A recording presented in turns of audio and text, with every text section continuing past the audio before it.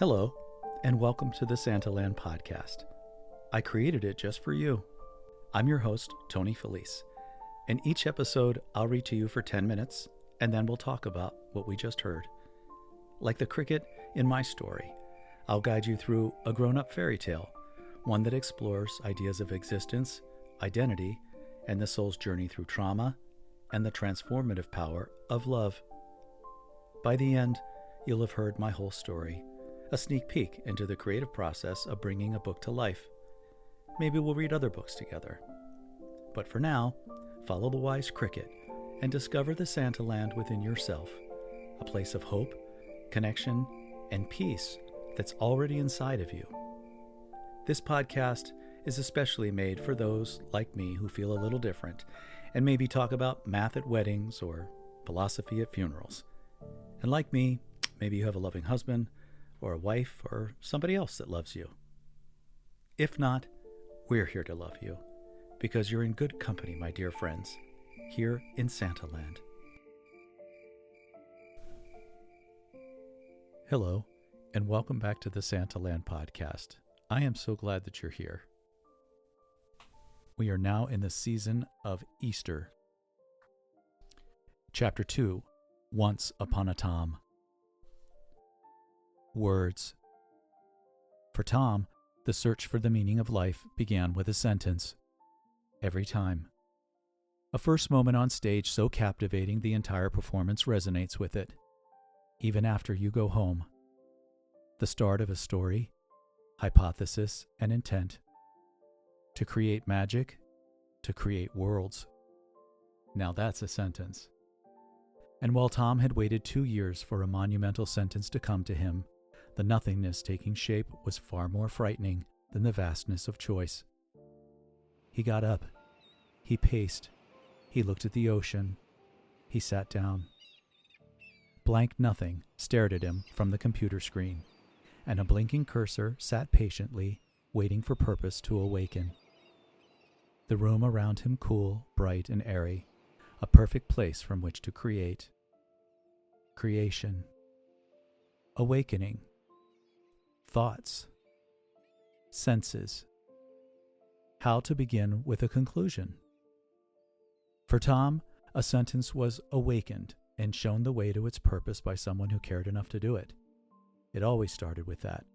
One person who cared enough to believe that a sentence could change anything. And it can. A sentence can call to war or to dinner. It can call to imagination and belief. It can call to bursting-hearted heroes to claim their destiny. It can heal or divide and multiply and be fruitful. It can send a message out beyond the miasma of humanity's mess to the cosmos where anything's possible, where stardust becomes the planet on which you stand. And let's not forget about the lovely vibration of speech, rumbling and lifting a sentence off the platform of quietness, shedding its stages on its ascent to the heavens, sparkling in the sky from below. A sentence on its journey is the most incredible thing. For Tom, it was a calling, an obligation. That's why he felt a sense of dread. Heartbeat quickened as fast as the cursor, worse than before, this creative process. Quote, creative madness, he often said. But it worked. It was responsible for the beautiful space around him. And over time, he had created 8 successful novels, each with a remarkable sentence. Formed by words and collected from and strung together from the detritus of life. Fragments of conversations, overheard sentences, a bit of texturing, a funny name on a lanyard. Tom was searching for a Rosetta Stone of magic phrases that might transmute words into sentences so compelling, so zen, so unique, that notice must be received. Again. He endured his creative madness for reasons often missed by those who scrutinize and criticize. They did not know he'd shed ego many years ago. It did not darken the doorway of his choices. Instead, it was a spiritual, sacred thing, the creation of a sentence. From this or that. He checked his pulse. Fast, a good sign, something was coming. I could tell by the way his face moved, almost imperceptibly, like weather traveling across a screen, or reflections on walls from water. A small thing, but I notice small things, as I too am small. I've been here long enough to have observed some things. For example, Tom believed that the life of a book, its breath, it only happened when the sentence arrived. Capital THE sentence.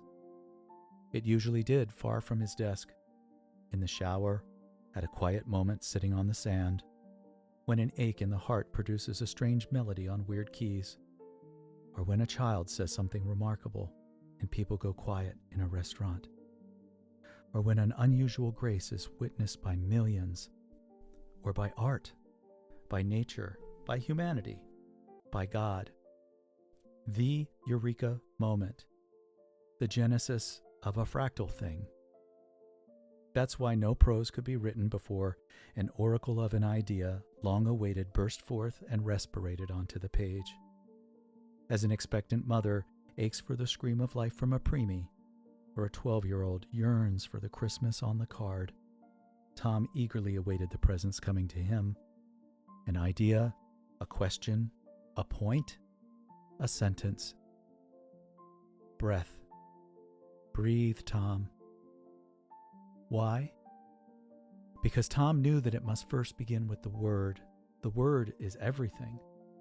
Some writers map out structure and character in advance, and while Tom scribbled notes and ideas, it wasn't until the sentence arrived that he could relax and lean into a story. Last night his head spun off in the quiet tomb of the walk-in closet.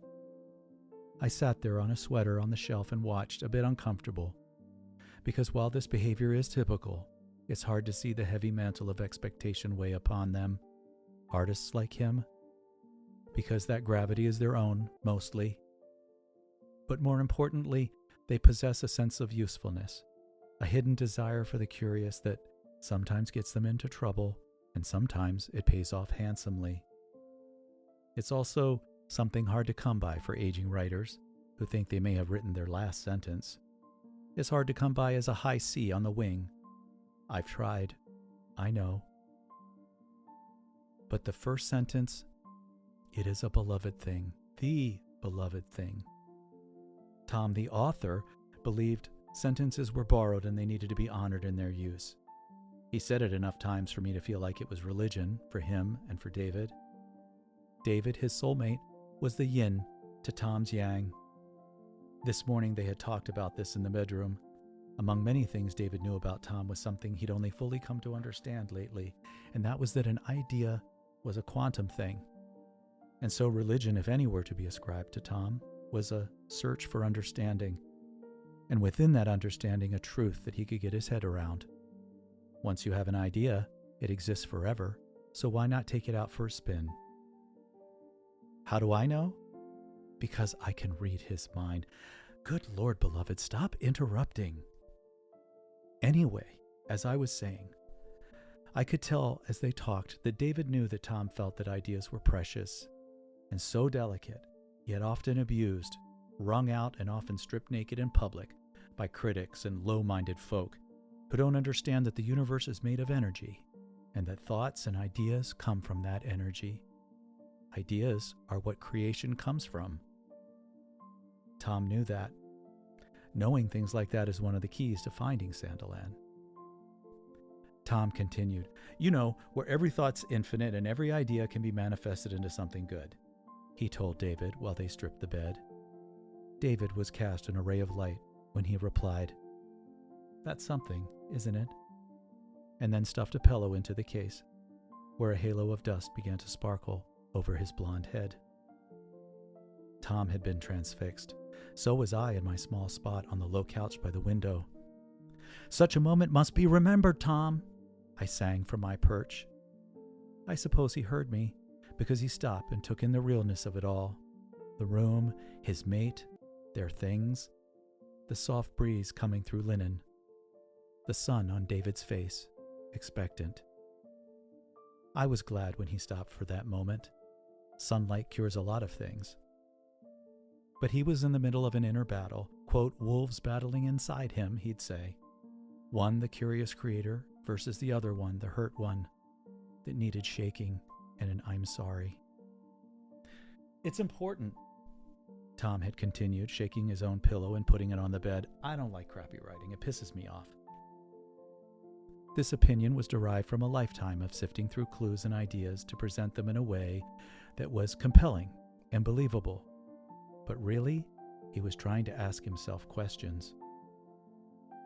For now, he was just being Tom and looking for clues that would take him to where we're going, though he wasn't ready to learn that just yet. So I sang to him, chirp, chirp, chirp. Do you want to know a heart riddle? What has a heart in the middle and can only be known backwards? While Tom talked about other artists to David, I kept singing to him. The answer is a classic and profound one.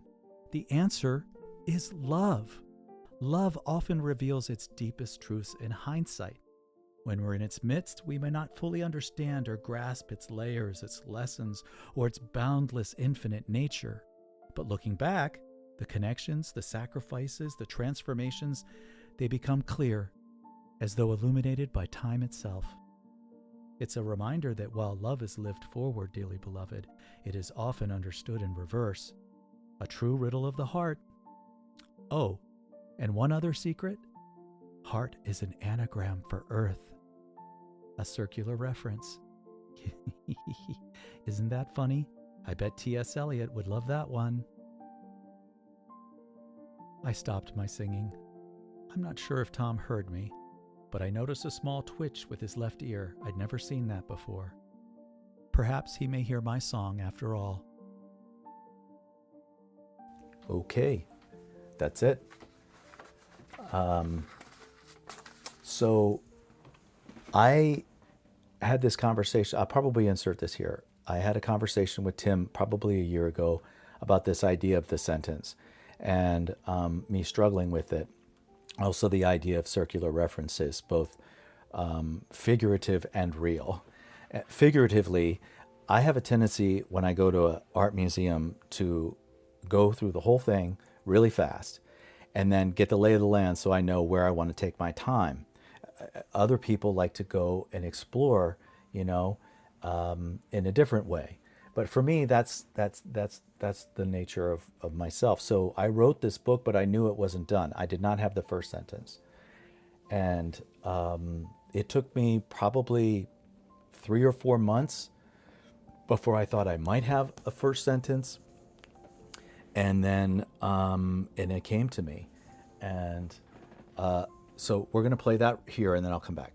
And what I'm saying is that the first sentence, right? This is the first step.